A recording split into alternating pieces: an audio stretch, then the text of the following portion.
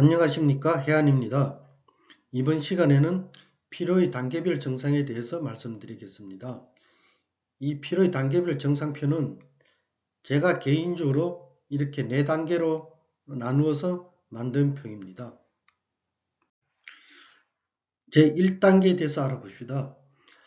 우리가 정상이라고 한다면은 쉬면 피곤이 풀립니다. 그리고 건강하고 활달하죠.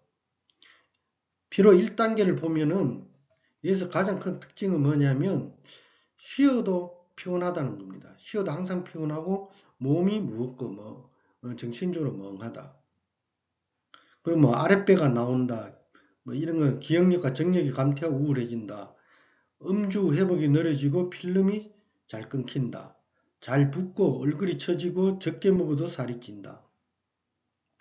중요한 건 나이대인데 남성은 주로 40대 전후, 여성은 사춘기 전후에서 시작되는 경우가 많습니다. 이런 것은 제 개인적 통계입니다. 이걸 유발하는 가장 흔한 질병이 뭐냐면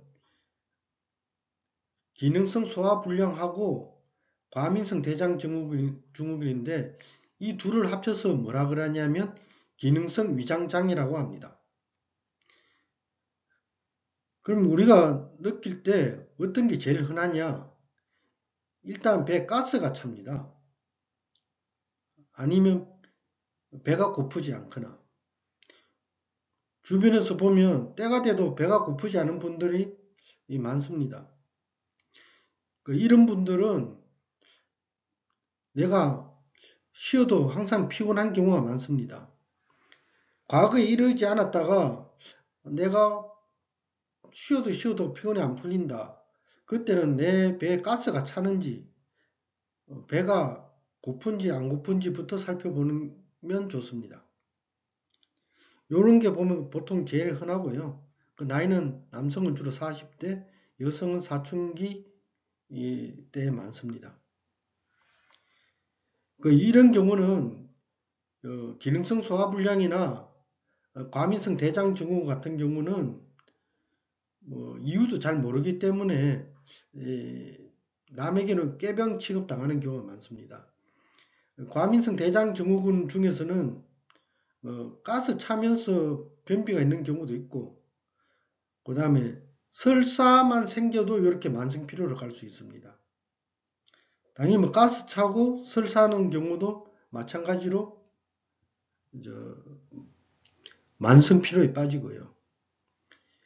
이런 것 중에서 조심해야 될 것은 뭐냐면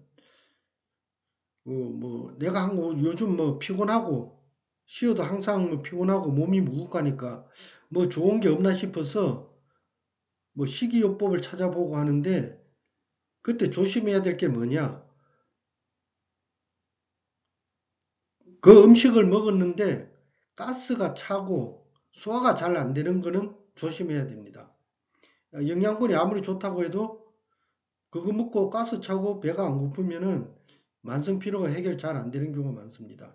그 대표적인 게 뭐냐면 통곡물, 현미 이런 영양분 많다고 그러는데 문제는 영양분은 많은데 이런 게 소화가 잘 안 되는 경우입니다. 또 하나 뭐가 있냐면 야채 같은 거, 샐러드 이런 거죠. 이런 건 소화가 잘 안 되기 때문에 조심해야 됩니다. 성분이 좋다고 다 좋은 건 아닙니다. 일단 소화가 잘 돼야 돼요. 피로 2단계는 크게 두 가지 종류가 있는데 하나는 피로 1단계에서 통증 질환이 생기는 경우입니다. 기능성 소화불량이나 과민성 대장증후군에서 배가스가 많이 찬다든지 배가 고프지 않고 아니면 설사 등으로 만성 피로를 갖고 있는 데서 이런 통증 질환이 더해지는 경우가 있고 다른 하나는 소화가 정상이거나 오히려 왕성한 분들이 1단계를 거치지 않고 바로 2단계로 오는 경우가 있습니다. 1단계를 거쳐서 오는 분들이 좀 더 많은 것 같은데 이런 분들 소화가 정상인 분들도 적지는 않아요. 정상을 보면은 처음에 이게 통증이 어깨부터 시작되는 경우가 많습니다. 어깨가 뭉치고 뒷골이 당기기 시작하고 온몸 여기저기 아프기 시작하는데 아픈 것이 확산되는 경로는 보통 어깨에서 시작해서 머리 두통 쪽으로 가는 경우가 있고 그 다음에 허리, 무릎, 손가락 보통 이런 순으로 많이 갑니다. 발바닥, 그러니까 족저근막염이라 하죠. 근데 턱관절이 아플 수도 있습니다. 이런 분들은 구역감, 즉 참을미 같은 경우도 잘 느끼는 경우가 많고요. 어지럼증이 동반되는 경우가 많습니다.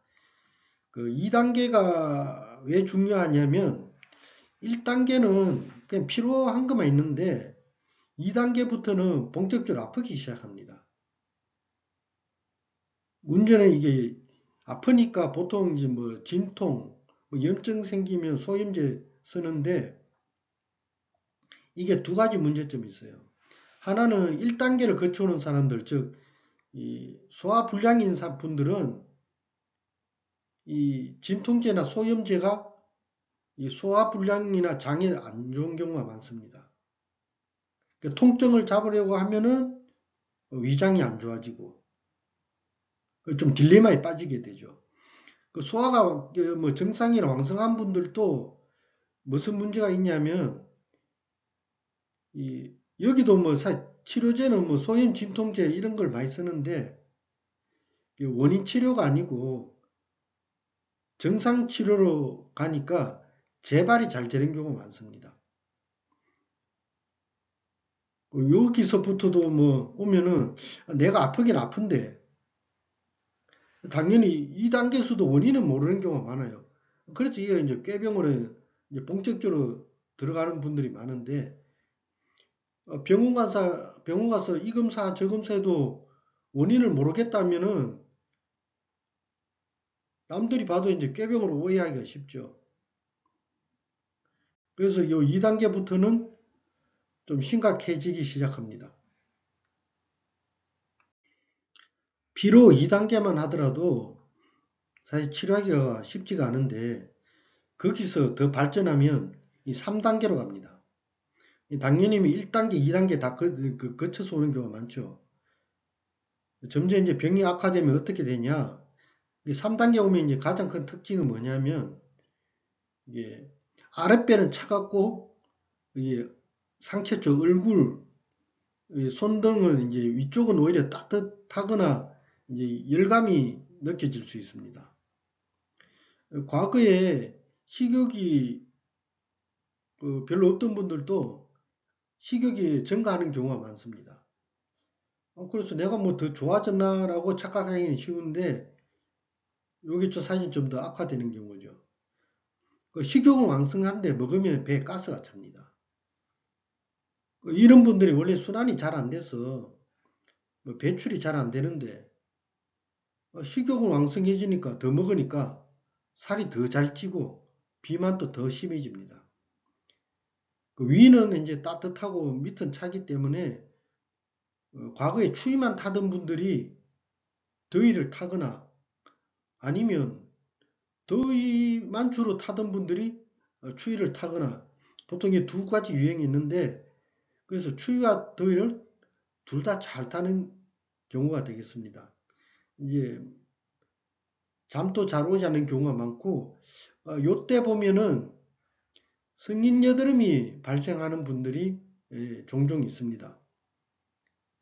성인 여드름은 다음에 따로 말씀드리겠지만 이게 사춘기 여드름하고는 발생 기전이 전혀 다릅니다. 개인적으로는 병명을 달리해야 된다고 보는데 뭐 양방상 병명 중심으로 제가 분류를 해놨기 때문에 성인 여드름이라고 제가 그대로 말하겠습니다. 이 3단계 가장 큰 특징은 뭐냐? 우리 1단계 이런 거 딱 기능성 소화불량, 과민성 대장증후군, 뭐 이런 설사 여기에 2단계인 통증 질환에 이 상열하한 피부병, 불면증 이런 게 잘 생깁니다. 이런 분들은 이제 과거부터 이제 몸이 차갑다가 상체가 이제 뜨거워지는 경우는 자기가 몸이 좋아진 걸로 착각하는 경우가 많습니다. 요 정도 오면은 혈압이 낮았던 분들도 혈압이 올라가서 혈압이 정상치에 도달하는 경우가 있습니다. 그럼 그 혈압이 자기가 좋아졌다고 착각도 많이들 하세요. 도리어 이제 고혈압으로 가는 과정일 뿐인데, 고혈압을 가는 과정에 잠시 정상 수치 왔을 뿐인데 그걸 좋다고 생각하는 분들도 많고, 과거에 내가 손발이 차다가 따뜻해지니까 이것도 좋다고 이제 착각들을 많이들 하시더라고요. 이런 상열하는 제 개인적으로 보면은 21년도 코로나 지나면서 더 많아지는 것 같더라고요. 특히 노인들도 많이 이렇게 되더라고요. 특히 내가 과거에는 추위를 많이 탔는데 추위를 덜 타고 손발 따뜻하고 혈압도 정상치에 오니까 좋아지지 않았나 생각하는 분들 조심하시길 바랍니다. 피로가 이제 극심해지면 아주 심해지면 피로 4단계까지 오는데 한방 고전에는 이걸 어떻게 표현하냐면 구름 속을 걷는 느낌이 든다. 이제 이런 식으로 표현을 합니다. 그럼 이걸 다른 식으로 어떻게 표현을 하느냐? 사람 자기가 몸이 공중으로 붕 뜨는 느낌이 든다. 아니면 자기 발바닥과 땅이 분리된 느낌이다. 정신이 멍하고 몽롱해진다. 이런 식으로 표현을 합니다. 다 비슷한 건데 사람마다 이제 표현하는 방식이 좀 다를 뿐입니다. 이 4단계에 오면 좀 아주 심한 단계이기 때문에 더 심해지면 이제 우리 응급실로나 이제 이렇게 가게 돼요. 그 4단계는 그냥 제일 심한 단계다. 이 정도 오면 진짜 조심해야 된다. 무리하지 말고 가만히 있어야 된다. 그렇게 알고 계시면 되겠습니다. 이번 시간에는 피로의 4단계까지 이제 설명을 했는데 이 종합적으로 보면은 이런 피로가 기질적으로 화학적으로 검사상에 이제 나온다면은 그래도 꾀병이란 소리 덜 들을 건데 그런 게 없으면은 자기도 이해가 안 되고 주변에서는 꾀병으로 보기도 쉽고 좀 난감한 경우가 많고요. 당연히 피로가 있으면 우울증은 따라옵니다. 어디 조금만 아파 보세요. 다 기분 우울해집니다. 그래서 내가 특히 이제 우울증 같은 경우 아니 내 몸이 나빠서 우울증이 온 건지 내 정신적인 문제가 있어서 우울증이 오는지 그걸 잘 구분해야 됩니다. 이거 구분 어떻게 할까요? 결국은 이 주장은 몸의 문제라고 하는 쪽은 그 몸의 문제를 해결해서 그 우울증을 해결하는 것으로 자기 증명을 해야 됩니다. 아니면 그렇다는 증거 제시하기 어렵죠. 뭐가 원인이라 하면 거기에 대한 치료법이 있어야 자기 주장을 증명할 수 있습니다. 개인적으로는 뭐 특히 우울증 같은 거 있다, 뭐 공황장애도 있다 이런 거 하더라도 육체적인 문제로 접근해서 우선 치료를 한번 해보는 걸 권합니다. 자기가 뭐 주변 봐도 진짜 내가 정신적으로 뭐 괴로운 일이 많고 정신병 정도 내가 생길 정도다 하면 모르겠으나 그런 것도 아닌 것 같은데 내가 정신적으로 우울증이나 뭐 공황장애 같은 게 온다면은 이런 만성 피로에 이제 준해서 한번 치료를 해보는 것을 권해드립니다.